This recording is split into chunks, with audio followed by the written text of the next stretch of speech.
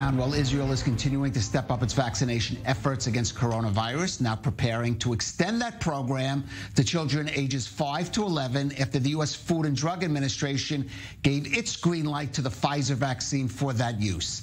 And the vaccine effort continues to prove itself. The positivity rate for COVID testing in Israel is now at its lowest point in 4 months. But many in this country, as elsewhere, are still violently opposed to vaccination.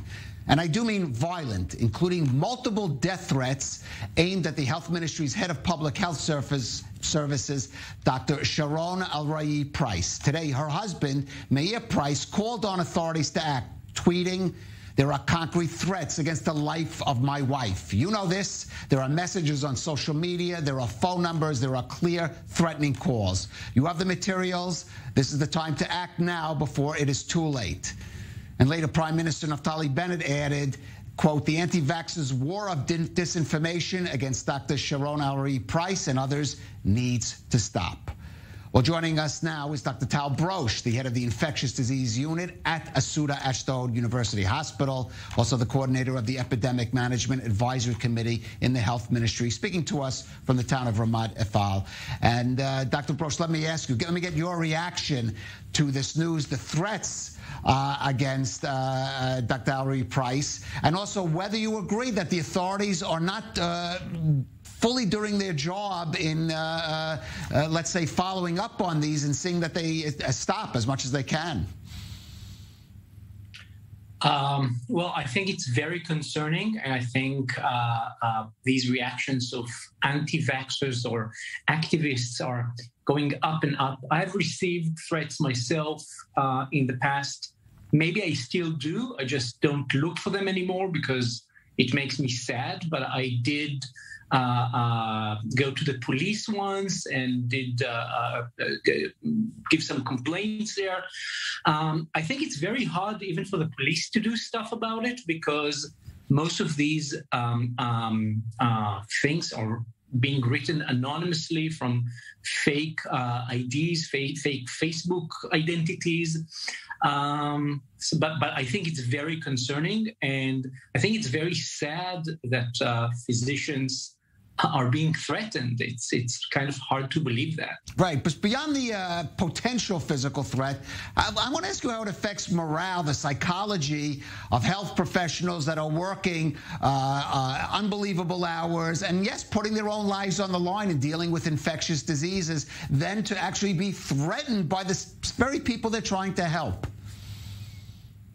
Well, it is demotivating. I can say that a lot of doctors feel that in the first wave of COVID in Israel and in other countries, we were like the heroes, and people stood on balconies and clapped physicians and nurses.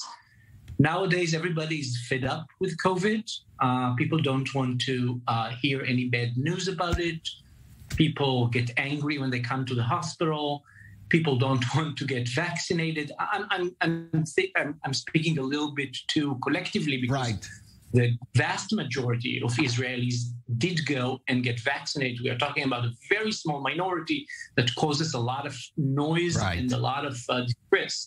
But I think it discourages some people. I can say for myself that I'm kind of ignoring that, and I'm continuing my public work on the committees, and I don't really care. Right. Let me ask you, unfortunately, that discourse is likely to only get louder when we move to the vaccination of children, which has been a kind of a controversial topic. I mean, what is your view on the necessity or efficacy of moving ahead to that stage of vaccination?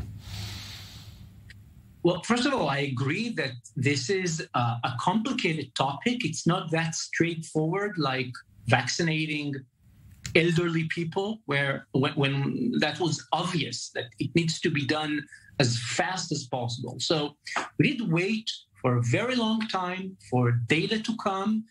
And as an ID physician, I believe that you always want to prevent an infection than have it. So vaccines are a great invention, and they almost always prove better than risky. And I think in the case right now, the analysis shows that the risks associated with vaccinating that age is low. It's not zero. It's never zero. It's low, and it's way lower than the risks from getting COVID. Now, risk of getting COVID when you're a child are very small, but they are significant. And we see children with significant complications after COVID. For example, PIMS, or multi-inflammatory syndrome of children after COVID. That's a very dangerous illness. I don't want to see any more children with that. And I'm confident that it will be totally preventable with vaccines.